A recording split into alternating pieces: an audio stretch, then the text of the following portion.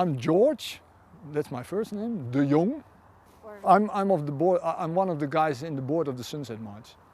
I'm one of the first who started to do the Sunset March.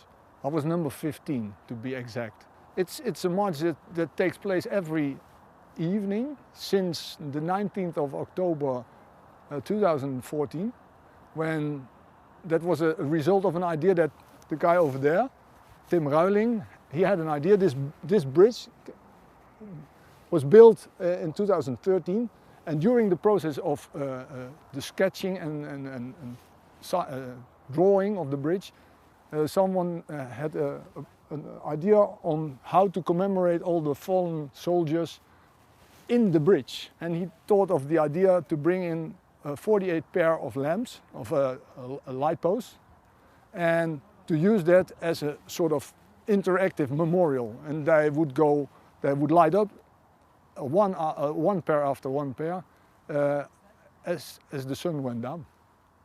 So that was a good idea. So they built the bridge with the 48 pair of light posts. And half a year later, this Tim Ruiling, he thought, well, how would it be if I walked with those lamps every evening? Would be a nice idea. And he had a few veterans which he was drinking a beer with, and I said, well, let's do that. Let's do it every day. And they were with 5, so there was a heavy job. And they found colleagues, veterans, etc. And we started this thing just because we thought it was a good idea. And it grew and it grew, and it went on the internet, etc. And we were in the papers and on television. And since the 19th of October, when it was the first time I walked, I was somewhere in the beginning of November. That was my first time, and since then I think at least 200 times I walked. And the good thing is I only walked 3 times on my own.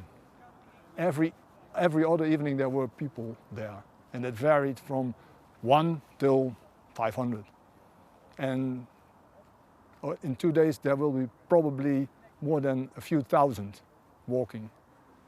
And that's happening since, and we intend to do that every day, as long as there are veterans. And it would be nice if that was a thing from the past, because then we wouldn't have any wars. One thing is to remember that people gave their lives for our freedom.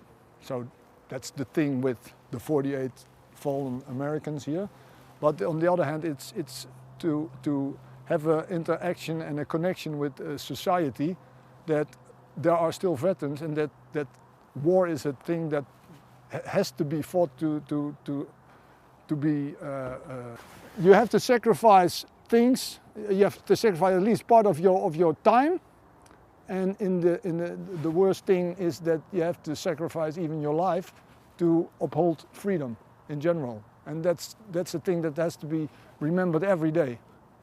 And that's what we intend to do here as well. So it's the part of the commemoration of the fallen here, but for us, for ourselves, sometimes it's even therapy for the guys who walk.